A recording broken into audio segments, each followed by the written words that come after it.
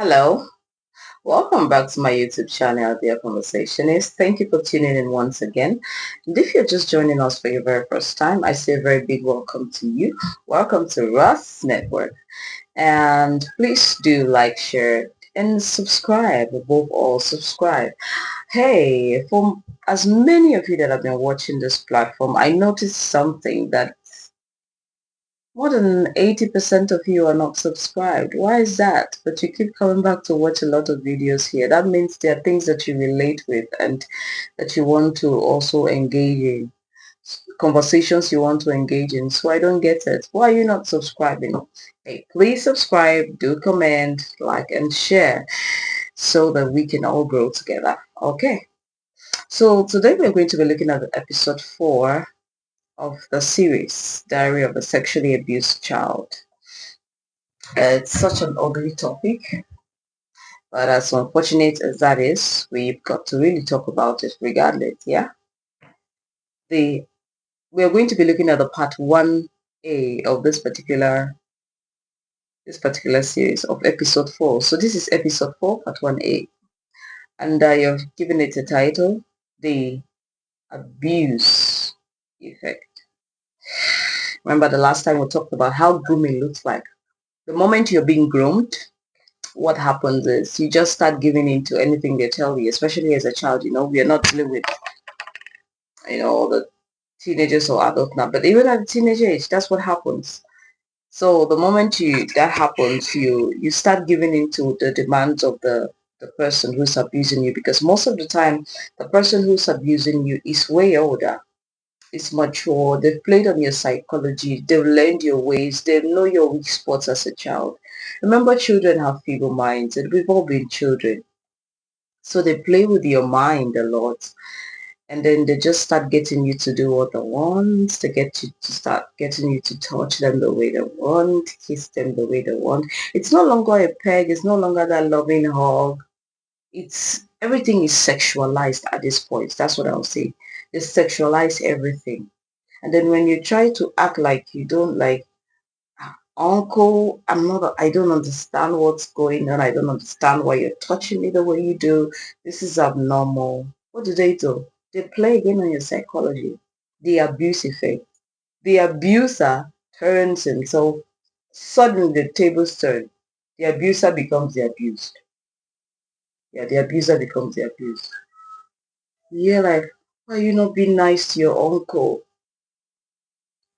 Do you want to hurt your uncle? Do you want to hurt daddy? Do you know how much I love you? I love you so much. I love you so much and you're hurting my feelings. I'm in so much pain. I need you to hug me. I need you to just hold me. I need you to hug uncle. Uncle is not well. I need you to kiss uncle. I'm just using an example, but I know these things happen. But that's how it happens. That's what they do. I need you to hug uncle. I need you to be really nice. I need you to say so many things like, oh, I need you to touch uncle like this so that uncle can feel better. Touch uncle here. You know where. Hug uncle like this. Touch him here. Let uncle kiss you. Be nice to uncle. They always tell you to be nice. Be a good girl.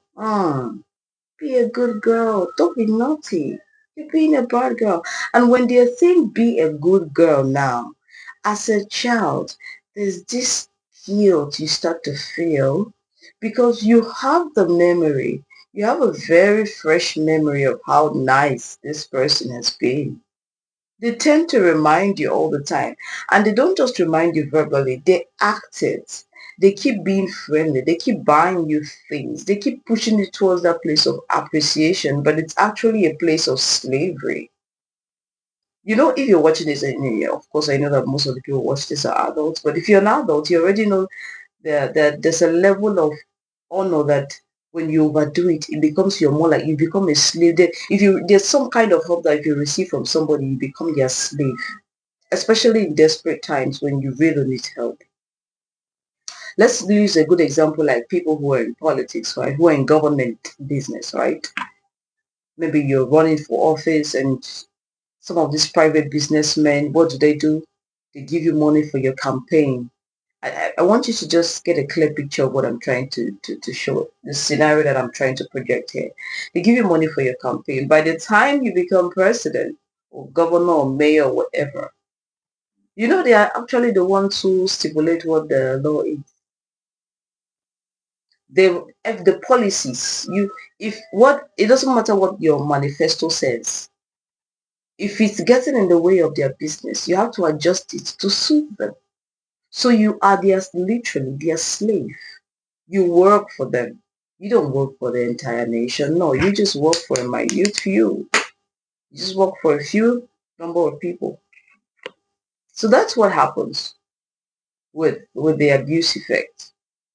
So the child becomes a slave to who? The abused becomes a slave to the abuser. The victim, okay, let me use two different words so that I don't confuse anybody. So the victim, you become a slave. So you're the one who is feeling guilty and sorry, like you know something is off. You can't place your hand on it. You know this is different. This is not, this has gone beyond uncle, little girl, little niece, my daughter play, that kind of play, you know. This has gone beyond teacher pupil or pupil teacher relationship. But as a child, you don't know the right words to use for it. You don't know the right words. You try to get away. But it's like, oh no, you can't get away. You can't get away. How do you even get away? How do you even begin to fathom that you can get away from it? You can't. And the more you stay there, they know how to make you stay there. Because remember, we've said that word. They get friendly. That what's grooming like, right? We talked about grooming. Please, if you've not watched the other video, please kindly go watch the other video so you understand what grooming looks like. And if there are other things that you feel that grooming also can look like that, just add it. Join the conversation. You can just comment, yeah, on the comment section. Okay. They are friendly, like I was saying, they are friendly. They gain your trust, so you trust them. So anything uncle says, you nod your head like a lizard. You literally do what they say. You don't like what they say. Maybe it's your mouth and their penis that they want you to suck. They want you to give them a blowjob. They want you to kiss and caress your breast. They want to finger you. Their hands inside your vagina. That's what they do to children. They want you stuck naked on their bed, touching you the way they want.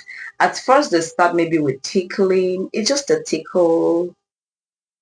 Mm.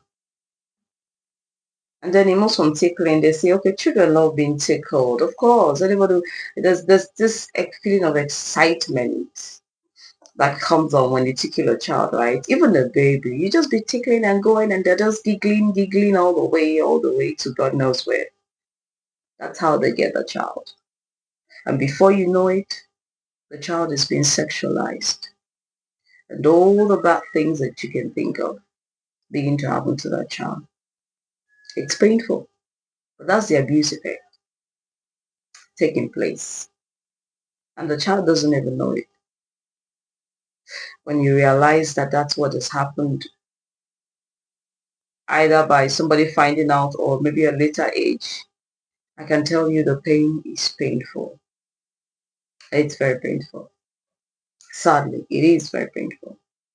Okay, that's all I'm going to take on this particular episode. Please, please, please, please, conversationists, do engage on the comment section and remember to keep your comments as respectful as always. Until I come your way next time, my name is Atawa Rosemary and I'll see you in a short while. Goodbye for now.